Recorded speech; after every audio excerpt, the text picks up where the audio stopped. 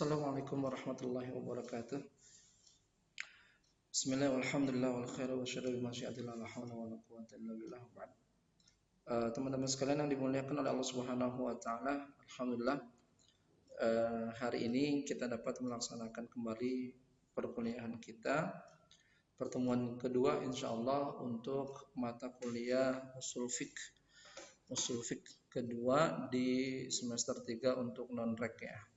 Mudah-mudahan semangat kita senantiasa dipelihara, dijaga oleh Allah Subhanahu wa taala. Kesehatan kita dijaga, dipelihara oleh Allah Subhanahu wa taala dan diberikan ilmu yang bermanfaat. Teman-teman sekalian yang dimuliakan oleh Allah Subhanahu wa taala, pembahasan yang kedua, pertemuan kedua pada perkuliahan usul fiqh kali ini adalah membahas tentang ijtihad ya. Tentang ijtihad yang harus dikaji ini tentang ijtihad ya. Sebentar, oke. Ini tentang ijtihad teman-teman sekalian. Ijtihad, kemudian pengertian dan ruang lingkup. Insya Allah kita akan bahas pada kesempatan kali ini, dan nanti insya Allah untuk videonya teman-teman bisa lihat di channel YouTube saya. Ijtihad, al-ijtihad ya. Disampaikan bahwa kita akan angkat pertama kali tentang masalah definisi tentang ijtihad. Tentu kita tidak akan mengetahui apa dan tentang substansinya. Kita tidak akan mengetahui tentang substansi apapun sebelum kita mengetahui definisinya. Ya, definisinya. Nah, ini pun menjadi bagian penting juga. Jadi ijtihad itu harus diketahui definisinya. Di sini disampaikan aqwalul ulama fi ta'rifil ijtihad. Beberapa pandangan ulama, pendapat para ulama tentang definisi ijtihad. Yang pertama, Al-Imam Al-Ghazali dalam kitabnya Al-Mustasfa, saya ambil bahwa secara bahasa ijtihad itu adalah ibaratun an bazlil majhud wastibragil wus'i fi fi'li minal af'al wa la yusta'mal illa fima fihi kulfah wa juhd. Secara bahasa ijtihad itu adalah merupakan satu kesungguhan yang dikerahkan, kemampuan yang diberikan fi fi'li minal af'al untuk melakukan sesuatu hal apapun ya. Dan ijtihad itu tidak akan disebut ijtihad melainkan setelah adanya kulfah wa juhud, satu beban yang mampu dilaksanakan oleh seseorang dan kesungguh-sungguhan. Jadi menurut Imam Al-Ghazali pada aspek bahasa, ijtihad itu adalah kompetensi yang dimiliki oleh seseorang, kemampuan yang dimiliki oleh seseorang. Kemampuan itu dia kerahkan sekuat tenaganya untuk membedah, mengkaji sebuah permasalahan yang hasil akhirnya bisa diterapkan oleh orang banyak. Hasil akhirnya bisa diterapkan oleh orang banyak. Itu yang disebut dengan ijtihad secara bahasa ya. Jadi ijtihad secara bahasa seperti itu. Jadi kalau misalnya teman-teman misalkan ada kompetensi, kemampuan yang teman-teman miliki. Misalkan seorang wanita, dia mampu untuk membuat masakan ya, entah itu nasi goreng atau apapun misalkan. Dia belum disebut secara bahasa sebagai upaya ijtihad kalau belum ada hasil yang dia munculkan, kalau belum ada proses dan ada hasil yang belum dia munculkan. Jadi Ada seorang alim al-alamah mungkin, ya, kalau misalnya dia belum mengerahkan ragam ilmu yang ia miliki untuk membahas sebuah permasalahan, perkara, maka belum dia disebut sebagai mujtahid atau proses ijtihad belum disebut. Jadi proses ijtihad disebut manakala ada sebuah kompetensi yang dimiliki, kompetensi tersebut dilakukan untuk sebuah proses. Di dalam proses itu ada kesungguhan dan beban untuk mengkaji, menganalisis, menguraikan sebuah permasalahan tadi. Jadi ada actionnya. Sedangkan secara istilah, badlul mujtahid wus'ah fi talabil ilmi bi ahkamis syar'iyyah, bi ahkamis syariah. Jadi upaya seorang mujtahid mengeluarkan segala macam kemampuan-kemampuan, kompetensi yang dimiliki olehnya untuk apa? Untuk mendapatkan, menelurkan, memunculkan hukum-hukum syariah atas sebuah perkara yang dipikirkan. Itu menurut istilah. Jadi ada spesifikasi tertentu, ya. Jadi bukannya sembarangan orang, tetapi udah mujtahid ini, udah mujtahid, ya. Udah mujtahid. Jadi bukan sembarangan orang. Kalau yang secara bahasa itu siapa saja yang memiliki kompetensi. Tadi yang saya sampaikan adalah bahwa ketika dia mampu membuat, ketika dia dinyatakan sebagai orang yang bisa masak, ya, kemudian belum melakukan sebuah proses, maka secara bahasa dia belum melakukan sebuah ijtihad, tapi dari aspek yang lain, ya. Kalau misalnya secara istilah, nah ini secara istilah ijtihad itu dianggap, ya. Jadi substansinya ijtihad itu ketika diketahui secara definisinya. Ya, ini sebuah usaha yang dilakukan oleh si mujtahid. Nah, siapa mujtahid nanti, ya, ada syarat-syarat tertentu untuk seseorang kita sebut sebagai mujtahid. Teman-teman sekalian yang dimuliakan oleh Allah Subhanahu wa taala, ini terdapat dalam kitab Mustasfa, ya. Juz 2, jilid 2, halaman 467. Selanjutnya adalah tentang masih aqwalul ulama. Ini definisi dari kitab lain seperti Said Muhammad bin Alawi Al-Maliki. Beliau menyatakan bahwa secara bahasa yaitu badlul wus'i fi ma fihi kulfah. Jadi mengerahkan segala kemampuannya yang di situ tuh ada kulfah, ada semacam beban, semacam tanggungan atau perkara yang harus dia selesaikan. Secara istilah adalah badlul faqih al-mujtahid majhudah ay taqatah wa wus'ah fi nailin ay bulughil ghar. Al-maqsud min tahsili ma'rifatil hukmi syar'i bi ayyabdal mujtahid tamama taqati bin nazr fil adillati syar'iyyah. Jadi ini Sayyid Muhammad dia lebih mengkerucutkan kembali pada aspek faqih. Jadi udah faqih mujtahid, pandai tentang fikihnya atau orang yang sangat faham, dan dia berlevel mujtahid. Dia kerahkan seragam kemampuannya untuk mencapai tujuan-tujuan yang dari pembahasan sebuah perkara, ya. Tentang apa? Tentang mendapatkan sebuah hukum syar'i. Misalkan teman-teman sekalian lagi kondisi COVID ini, ya, bagaimana dengan sistem atau teknis menyolatkan orang atau korban yang terpapar COVID. Kemudian bagaimana memandikan jenazah yang terpapar COVID. Nah, ini pun menjadi bagian, ya.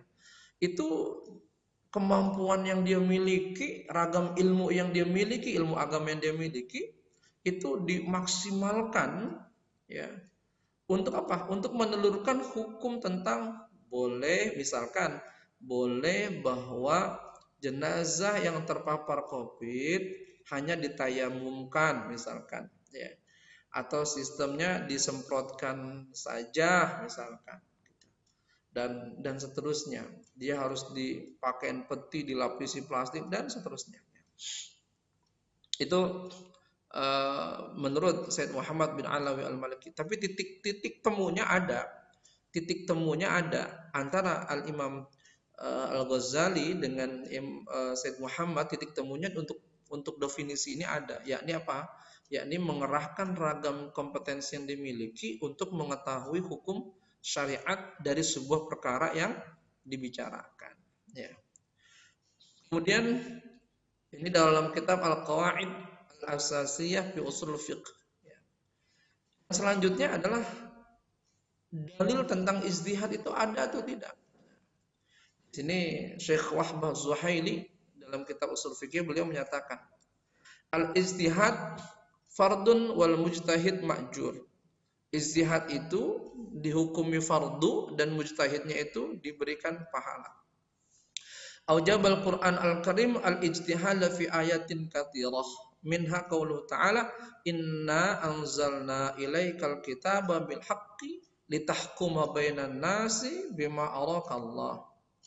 Sesungguhnya kami turunkan Al-Quran kepadamu secara benar agar kamu memberikan hukum atau menghukumi, ya, menetapkan sebuah hukum dari kalangan manusia sesuai dengan petunjuk Allah Subhanahu wa taala. Dan firman Allah ini dalam surat An-Nisa ayat 105, ya, inna anzalna ilaikal kitaba bil haqqi litahkuma bainan nasi bima arakallah. Kemudian Allah taala sampaikan juga fa'tabiru ya ulil absar. Maka hendaklah engkau ambil ibarat, engkau ungkap tuh, ya ulil absar, wahai mereka-mereka orang-orang yang memiliki kecerdasan atau pengetahuan. Dalam surat Al-Hasr, ya, ayat 2 surat ke-59. Wa sarahat sunnah targhiban fil ijtihad bi anna al-mujtahid ma'jur fi jami'il ahwal. Di dalam hadis Rasulullah SAW pun memotivasi bahwa proses ijtihad yang dilakukan oleh seorang mujtahid ternyata mendapatkan balasan pahala dari Allah Subhanahu wa taala. Sampaikan fa in asaba falahu ajran, kalau benar ijtihadnya dapat 2 pahala. Ya, pahala ajrun alal ijtihad, pahala ijtihad itu sendiri proses yang dia lakukan, kemudian pahala ketika itu betul hasil analisisnya, hasil ijtihadnya betul. Betul dalam pandangan apa? Betul menuruti aturan Al-Quran hadis, kemudian mengambil kesimpulan pun, ya, itu disampaikan oleh para pakar-pakar lah yang menyatakan bahwasanya betul ijtihadnya seperti itu. Yang selanjutnya adalah wa in akhta'a falahu ajr wahid ala ijtihadi. Kalau toh misalnya dia salah, maka dia akan mendapatkan 1 pahala saja, yaitu pahala ijtihad. Qala Nabi sallallahu alaihi wasallam idza hakamal hakim fajtahada fa asaba falahu ajran wa idza hakama fajtahada summa akhta'a falahu ajran. Falahu ajr. Maka kalau toh misalnya seorang hakim menetapkan sebuah permasalahan, misalnya seorang hakim dia disuguhkan beberapa perkara-perkara. Perkara tersebut ada terdakwa misalkan, ya, terdakwa misalkan, ketika diangkat tuh ada saksinya, ada buktinya, kemudian ada pembelaan dari sana sini dan sebagainya, ya, maka hasil akhir ada di tangan hakim.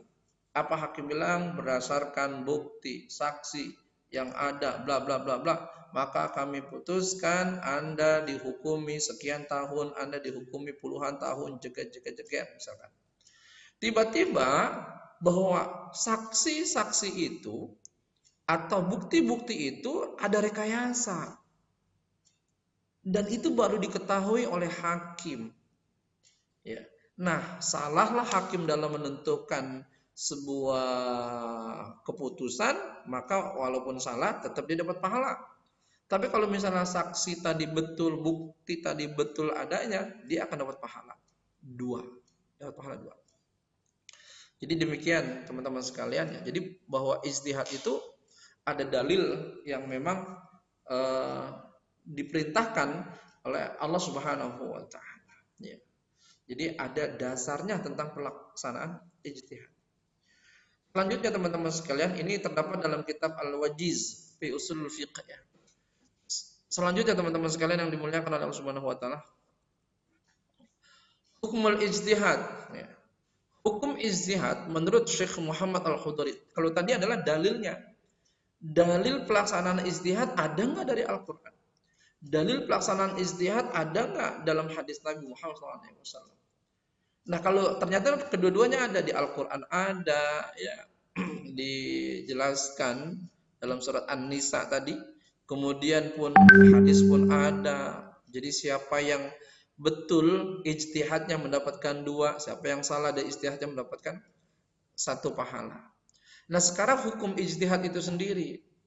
Hukum ijtihad ya, itu kata Syekh Muhammad Al-Khudari dalam kitab Ushul Fiqh beliau, yang pertama ada al-wujubul aini. Ada wajib ain, kewajiban secara personal, secara individu. Apa itu? Alam mas'ulin an haditsah waqa'at wa khafa fautuha. Jadi hukum ijtihad itu wajib secara personal, wajib secara pribadi masing-masing. Terhadap ketika ada pertanyaan yang muncul, ada pertanyaan atas sebuah peristiwa itu terjadi dan khafa fautuha, dikhawatirkan peristiwa itu luput begitu saja, tapi penentuan hukumnya belum ada. Itu penentuan hukumnya belum ada. Contoh misalkan teman-teman sekalian berada di tengah-tengah hutan. Teman-teman sekalian berada di tengah-tengah hutan, ya. Jam yang kalian bawa, yang kalian miliki, ya, itu sudah disesuaikan pada daerah tersebut. Ketika Anda mengetahui waktu zuhur, asar, maghrib, tapi posisi Anda nggak tahu karena mungkin saat itu sedang mendung, sedang gelap, ya. Hanya mengetahui melalui jam yang Anda miliki saja. Maka saat itu, ketika Anda menyatakan bahwasannya ini sudah pukul 12.30 siang misalkan, Anda menyatakan ini salat zuhur udah masuk, tapi nggak tahu mana kiblatnya, nggak tahu. Maka saat itu teman-teman wajib hukumnya berijtihad, memilih mana arah kiblat yang saya harus sholat menghadapnya, gitu. Karena kalau misalnya nggak segera dilakukan, wa khafa fautuha, nanti habis masanya. Wa kadzalika in kanatil hadis taqad hasalat lahu syakhsiyan wa arada ma'rifat hukmiha. Begitu juga jika peristiwa tersebut dialami oleh seseorang dan dia ingin mengetahui hukumnya, maka Anda yang di saat itu ditanya wajib tuh menjawabnya. Itu al-wujubul aini. Jadi kewajiban secara personal atau individu. Banyak pertanyaan-pertanyaan misalnya ke Syekh Yusuf Qaradawi tentang bagaimana saya berada di negeri barat, di Amerika, misalkan di Eropa, misalkan di Belanda, misalkan kondisinya sulit untuk melaksanakan ibadah sholat, bahkan atau berada di sebuah perusahaan yang sangat amat ketat gitu. Ibadah pun sangat amat dibatasi. Nah, nanti ada hukum-hukum yang secara personal harus dimunculkan. Itu pertama. Yang kedua, hukumnya adalah al-wujubul kifai, wajib kelompok ya, atau kifayah. Apa? Al-wujubul kifai ala mas'ulin lam yakhaf fautul haditha wa tamma ghairuhu minal mujtahidin fa idza tarakuhu kulluhum atimu wa idza afta ahaduhum saqata talab an jami'ihim. Kewajiban yang bentuknya kifai atau kelompok, ya, itu ketika munculnya pertanyaan pertama bahwa peristiwa itu tidak dikhawatirkan segera hilang, segera habis misalkan. Dan yang kedua, di sana bukan hanya ada satu orang yang ahli, tetapi ada beberapa orang yang ahli. Maka kewajiban itu adalah kewajiban secara kolektif. Ya, kewajiban secara kolektif. Dia bertanya kepada majelis, misalkan entah majelis ulama, entah apa dan sebagainya, ya. Kemudian dari orang-orang itu ya tinggal menentukan nih, misalkan dia yang ada di majelis, ada 10 orang yang ada di majelis fatwa, misalkan satu orang nggak hadir, satu orang ini nggak hadir, ya nggak dosa karena ada 9 orang yang nanti akan membahas. Atau dia lemparkan pertanyaan itu ke siapa saja, misalkan ya ke beberapa orang yang ahli, ya, tapi diketahui sama orang yang ahli tadi, itu pun masih posisinya wajib kifai. Tapi kalau misalnya semuanya meninggalkan, tidak menjawab semuanya, maka akan berdosa. Satu orang yang memberikan solusi sebuah hukum, berfatwa, maka apa? Maka tidak berdosa. Teman-teman sekalian yang dimuliakan oleh Allah Subhanahu wa taala, itu hukum ijtihad yang kedua. Yang ketiga sekarang an-nadab. Yakni hukumnya adalah sunnah. Kapan itu? Al-ijtihad bi hukmin haditsah sawa'un su'ila anha am lam yas'al. Yakni tentang masalah ijtihad untuk menetapkan sebuah peristiwa yang belum terjadi, lam tahsul, yang sebelum terjadi. Peristiwa itu belum terjadi, ya. Dia ditanya ataupun tidak, maka itu sunnah dia jawab. Jadi peristiwanya belum ada gitu. Jadi masih dalam sebuah pemikiran, khayalan mungkin ya, atau jikalau gitu. Tapi hal itu perlu dibuatkan hukumnya ya. Maka si mujtahid itu yang ditanya hukumnya nadab, hukumnya sunnah. Ya. Misalkan saja nanti ya, ini satu gambaran ya, perjalanan menuju Mars misalkan. Jadi misalkan manusia akan dipindahkan ke planet selain bumi misalkan, planet selain bumi ya. Dan kalau misalnya dia planet selain bumi, bagaimana tuh nanti untuk pelaksanaan sholatnya, ya, kemudian hajinya, gitu. Ya. Jadi kondisinya adalah ya, seperti itu. Apakah boleh nanti kalau misalnya bumi ini sudah terancam, misalkan, dan semua orang, banyak orang yang dipindahkan ke Mars atau ke planet-planet tertentu, misalkan ya, itu nanti Ka'bahnya dipindah dan seterusnya. Jadi itu yang nadab hukumnya. Artinya peristiwanya belum terjadi, masih berupa jikalau atau pikiran-pikiran saja. Kemudian ditanyakan ke si mujtahid, maka mujtahid tersebut hukumnya sunnah. Teman-teman sekalian yang dimuliakan oleh Allah Subhanahu wa taala, selanjutnya adalah tentang majalul ijtihad. Ruang lingkup ijtihad, ruang lingkup pembahasan ijtihad itu ada di mana ya? Ini disampaikan oleh Syekh Wahbah Zuhaili dalam kitab Ushul Fiqh beliau, ya, halaman 1052. Yang pertama, ruang lingkup ijtihad itu pembahasannya ada di al-ahkamul lati warada fiha nasun zanniyyu tsubut wa dilalah au dhanni ahadihima. Berkaitan dengan hukum-hukum yang sifatnya masih zanniyyu tsubut. Ketetapannya itu masih sangka-sangka, masih kemungkinan, Wadalalah, dan dilalahnya pun arahan sebuah hukumnya pun, arahan sebuah bahasanya pun masih zonni, masih sangka-sangka, atau diantara salah satu keduanya. Jadi boleh sebut zonni, dilalah zonni, atau antara sebutnya zonni atau dilalahnya masih qat'i misalkan, dan seterusnya. Idza kana an-nasu zonni yusbut, apabila nas itu zonni yusbut, itu masih sangka-sangka penetapannya. Kana majalul ijtihad fihi al-bahs fi sanadihi wa tariqi wusulihi ilaina. Maka menjadi kajian ijtihadnya itu adalah tentang sanadnya, sandarannya, kemudian metode sampainya ke kita itu bagaimana, kemudian darajati ruwatihi, derajat periwayatnya, minal adalah wa dabt, antara adil dan dabt. Wa fi dzalika yakhtalif takdirul mujtahidin lid dalil. Begitu juga pembahasannya itu berbeda tentang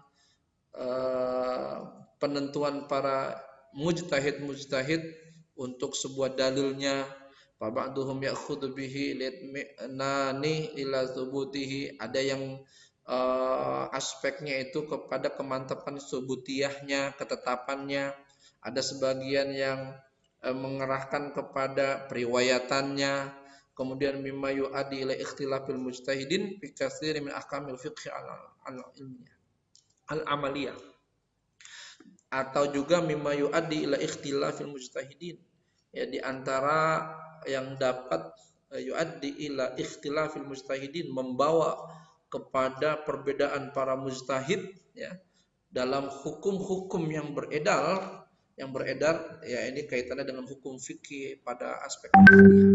Jadi zonius subut itu adalah bahwa ketetapan substansi dari dalil tersebut masih sifatnya tuh sangka-sangka, masih umum.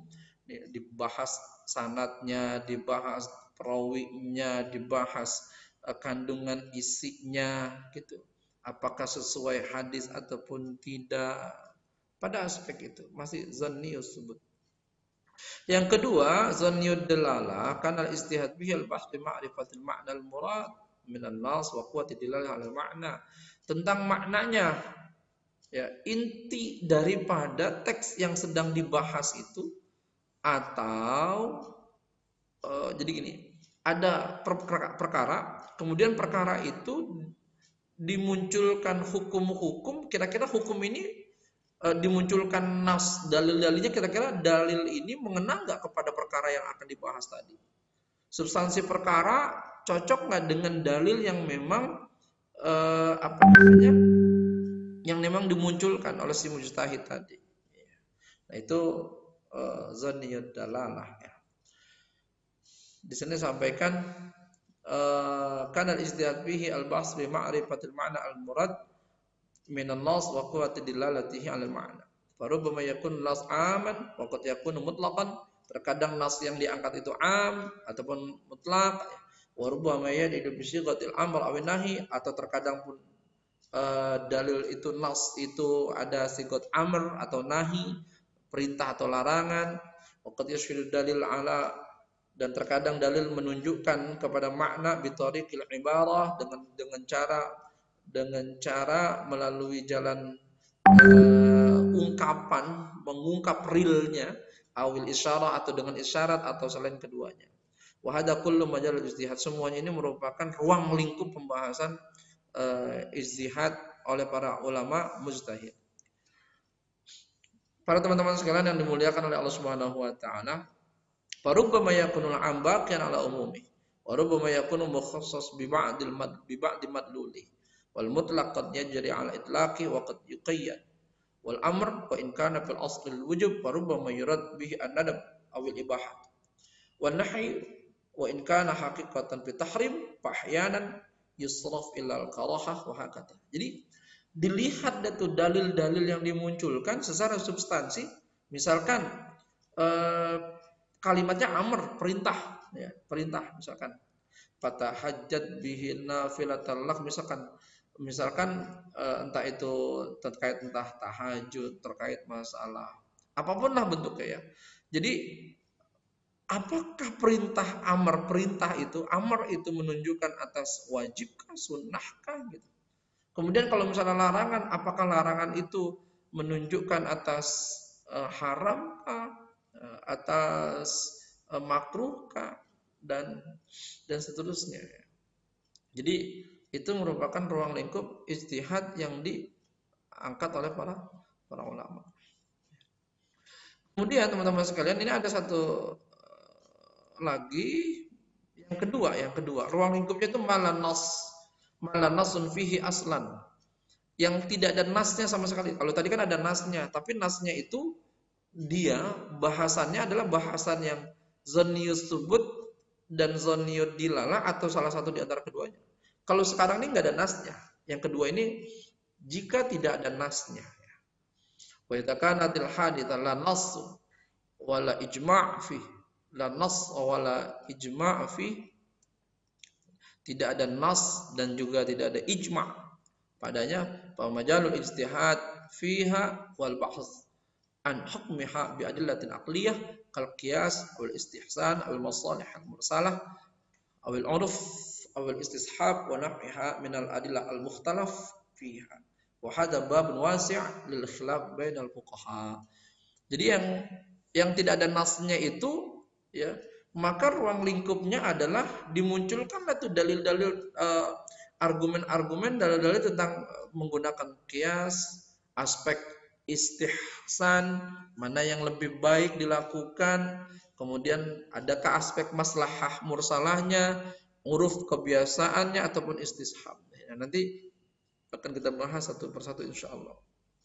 Artinya adalah bahwa ruang lingkup ijtihad yang kedua adalah tidak ada nasnya sama sekali. Maka perkara itu menjadi ranahnya bahasan kajian para ulama mujtahid. Teman-teman sekalian yang dimuliakan oleh Allah Subhanahu wa taala, yang selanjutnya adalah ada pendapat lain tentang ruang lingkup ijtihad ya. Ini ada di dalam buku usul fiqh ya, karangan Ustadz Isnan Al-Ansari ya. Beliau sampaikan bahwa ada beberapa pendapat, ada 5 pendapat. Pertama, objek ilmu usul fiqh itu hanya dilalah kuliah. Jadi dilalah kuliah itu adalah dia dalil yang sifatnya umum, sangat umum. Berarti ini masuk pada bagian yang dilakukan oleh Syekh Wahbah Zuhaili. Dia ada dalil tapi bahasannya zanniyud dilala atau zanniyud subut ya, masuk tuh. Kemudian pendapat yang kedua, objek ilmu usul fiqh itu adalah bukan hanya dalil kulli tetapi juga hukum kulli. Ini berarti masuk. Ada dalilnya tapi dalilnya itu zanniyud dalala atau zanniyud subut.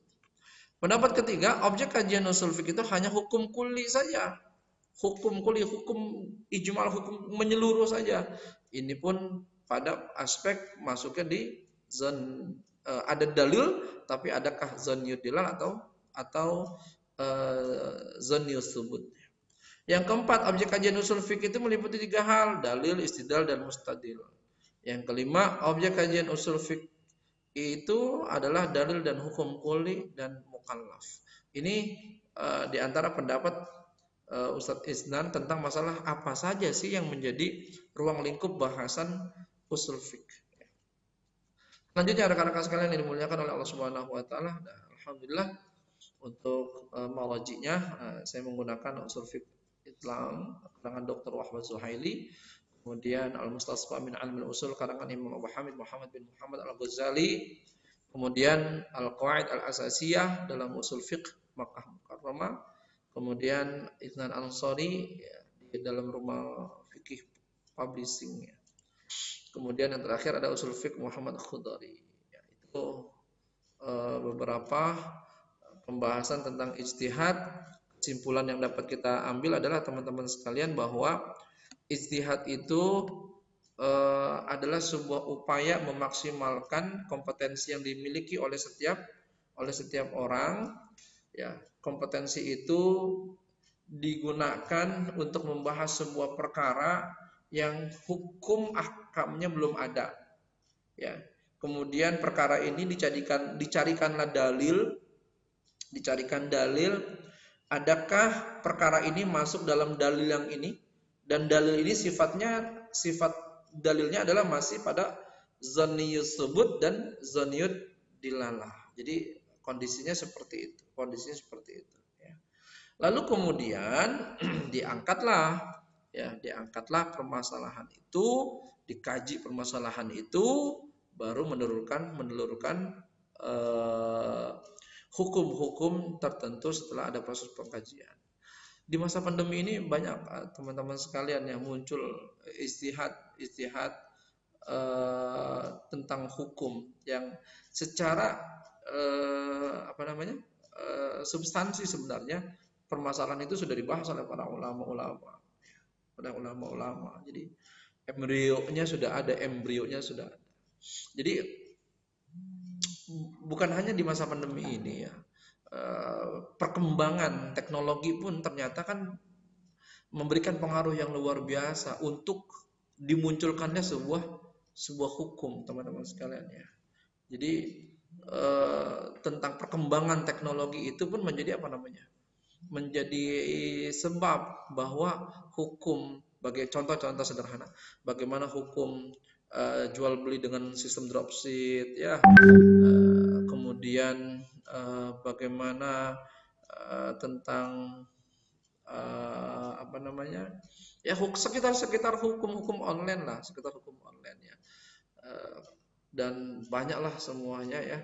Ketika pandemi ini, ketika teknologi ini berkembang, maka hukum-hukum yang boleh jadi dulu akar-akarnya sudah dibahas, sudah dikaji oleh para ulama, kemudian ulama-ulama saat ini tinggal mengembangkannya lebih lanjut, mensesuaikan adakah perkara ini masuk dalam pembahasan yang dahulu pernah dikaji oleh para ulama.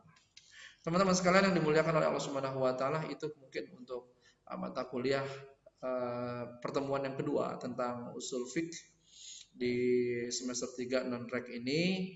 Dan jangan lupa teman-teman sekalian, di Google Classroom-nya sudah saya berikan tugas pertemuan kedua, mohon diisi ya, karena ada 5 soal, hanya 5 soal saja dan itu simple. Kemudian semua jawabannya insya Allah ada di pembahasan ini.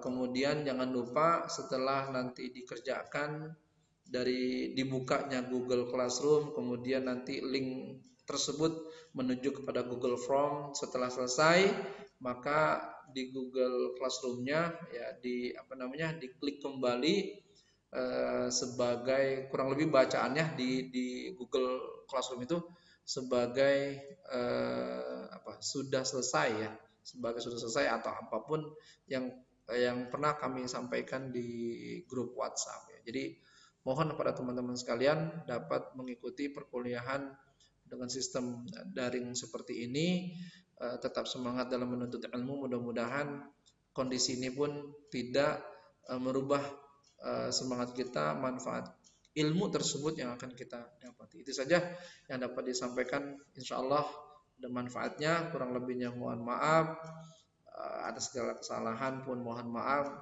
Saya akhiri, wassalamualaikum warahmatullahi wabarakatuh.